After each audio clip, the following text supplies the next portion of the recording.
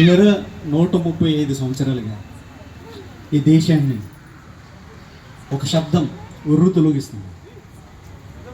ప్రారంభంలో ఆ శబ్దం అంతా నిశ్శబ్దమైన తర్వాత మాత్రం ఒక ప్రపంచమై సమాజాన్ని ఒక చైతన్య పదంలో ఊరు వాడ లేదు, ఈ దేశం ఆ దేశం లేదు, యావత్ దేశాన్ని ప్రపంచాన్ని కూడా కదిలించిన ఆ మహాశబ్దం ఏదంటే భీమ్ అనే శబ్దం ఎందుకు ప్రపంచాన్ని ఆకర్షించిందంటే, ఎంతోమంది సంఘ సంస్కృతులు ప్రపంచ దేశాలు ఉన్నప్పుడు కూడా భారతదేశం నుంచి ఒక ఆణిముత్యంగా ప్రపంచ దేశాల్లో ఉన్న అనేకుల్ని మరి ఆలోచింపజేసే విధంగా వెళ్ళిందంటే అంబేద్కర్ గారి యొక్క జీవితం, ఆయన యొక్క గొప్ప పరిశోధన సారాంశం, ఆయన ప్రజల కోసం పాటుపడిన వైనం. నిజానికి ఇది ప్రపంచాన్ని మొత్తం కూడా కదిలించిందంటే చాలా అత్యశక్తి. ఎందుకంటే ప్రపంచంలో ధనికుల కంటే పేదలు ఎక్కువ, పేదలంటే కష్టాలు, కన్నీళ్ళు, బాధలు, సమస్యలు ఎక్కువ. వీటి గురించి ఎవరు సరైన స్పందన లేదు. ఆ స్పందన అంబేద్కర్ గారి రూపంలో మహారాష్ట్ర నుంచి యావత్తు లోకాన్ని కదిలించింది. అందుకని ఈరోజు ఊరు వాడలేదు ప్రపంచ దేశాల్లో కూడా ఎంత ఘనంగా ఆయన్ని గుర్తు చేసుకోవడానికి ప్రధాన కారణమైంది. మరొక మాట చెప్పి నేను ముగిస్తాను. అసలు అంబేద్కర్ గారి యొక్క ఆలోచన విధానం చాలా గొప్పదండి. ప్రతి మనిషి కూడా ఐడియాలజీ చాలా ఇంపార్టెంట్.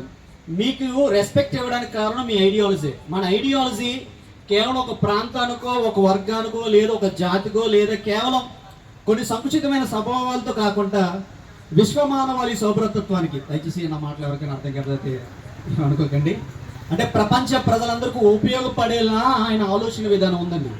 అది ఈ రంగం ఆ రంగం లేదు, అన్ని రంగాల్లో, ఆర్థిక రంగం కావచ్చు, లేదా ప్రజల యొక్క హక్కుల గురించి, లేదా ప్రజల యొక్క ఉన్నతమైన జీవితానికి కావాల్సిన ఆలోచన విధానం ఆయన్ని ప్రపంచ మేధావులో మేటి మేధావుగా, అసలు ఆ మేధస్సుకే ఆయన వన్ని తెచ్చే విధంగా మారిపోయాడు. అందుకనే ప్రపంచ దేశాలన్నీ కూడా ఆయన ఐడియాలజీని స్వీకరించాయి. గమనించండి, ఈరోజు మహాత్మా గాంధీ గారిని కూడా ప్రపంచ దేశాలు గుర్తించుకున్నారు. కానీ అంతకంటే ఎక్కువగా అంబేద్కర్ గారికి ఇంత ఖ్యాతి రావడానికి కారణం ఆయన చేసిన ఐడియాలజీ ఏదైతుందో, ప్రజలందరూ సౌభ్రతత్వం ఉండాలి, సమానత్వం ఉండాలి, ప్రజలందరూ న్యాయంగా బ్రతకాలి, ప్రజలందరూ వారి జీవితాన్ని గర్వంగా సంతోషంగా తలెత్తుకునేలా ఉండాలంటే అంబేద్కర్ గారు చూపిన ఆ రాజ్యాంగంలో పొందుపరిచిన మాటలే కావచ్చు, ఆయన ఇతర రచనలు కావచ్చు, సమాజాన్ని చైతన్యం చేశారు. సో నేను ఇక్కడ మనం వచ్చి ప్రతిసారి కూడా అంబేద్కర్ గారిని గుర్తు చేసుకుంటూ అంబేద్కర్ గారి యొక్క గొప్పతనాన్ని స్మరించుకుంటూ వెళ్ళిపోతున్నాం. కానీ కాదు, అలా అంటే మనం ఎప్పటికీ ఎలానే ఉండిపోతాం. దయచేసి ఈ అంబేద్కర్ గారి యొక్క పుస్తకాన్ని చదివితే అది నిన్ను చదువుతుంది. ఆ చదివిన తర్వాత వదిలేస్తే దానివల్ల ఉపయోగం లేదు.